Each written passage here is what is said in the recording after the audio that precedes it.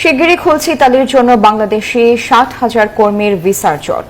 পাশাপাশি বাংলাদেশ থেকে আরও দক্ষ জনবল নেবে দেশটি। তবে অবৈধভাবে যাতায়াত বন্ধে কঠোর হওয়ার কথা জানানো হয়েছে। সচিবালয়ে ইতালির স্বরাষ্ট্রমন্ত্রী মাতেও পিয়ান্তেদোসের সাথে বৈঠক শেষে এসব জানান স্বরাষ্ট্র উপদেষ্টা লেফটেন্যান্ট জেনারেল জাহাঙ্গীর আলম চৌধুরী। মাঝে মধ্যেই খবরের শিরোনাম ভূমধ্যসাগর পাড়ি দিয়ে অবৈধভাবে ইতালি যাওয়ার হিড়িক, যেখানে বড় নাম বাংলাদেশ। ফলাফল ভূমধ্যসাগরে নৌকাডুবিতে অকালে মৃত্যু, অন্যদিকে সব সম্বল বেচে সংকটে পরিবার।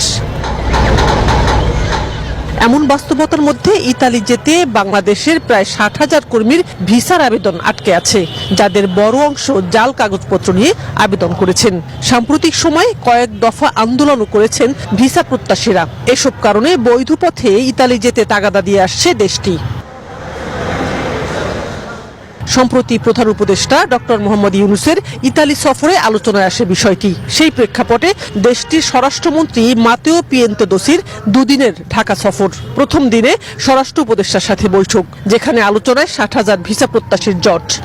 ওনারা আমাদের দেশ থেকে আরো বেশি লোক নিতে আগ্রহী, যেহেতু বলছেন যে বাংলাদেশি লোকরা ওখানে খুব ভালো কাজ করেন এবং তারা খুব হার্ড ওয়ার্কিং এবং তারাও ইটালিয়ান ইকোনমিতে একটা বড় ধরনের কন্ট্রিবিউট করে যাচ্ছে। বর্তমানে 1 লাখের উপরে কর্মী রয়েছেন ইতালিতে। এই সংখ্যা আরো বাড়াতে চায় দেশটি। বৈধ অভিবাসন ও মানব পাচার বন্ধে বাংলাদেশের সঙ্গে একটি চুক্তি করতে চায় ইতালি। আরাবিয়ান কান্ট্রির পরে হচ্ছে ইউরোপিয়ান কান্ট্রির ভিতরে ইটালি সবচেয়ে বেশি।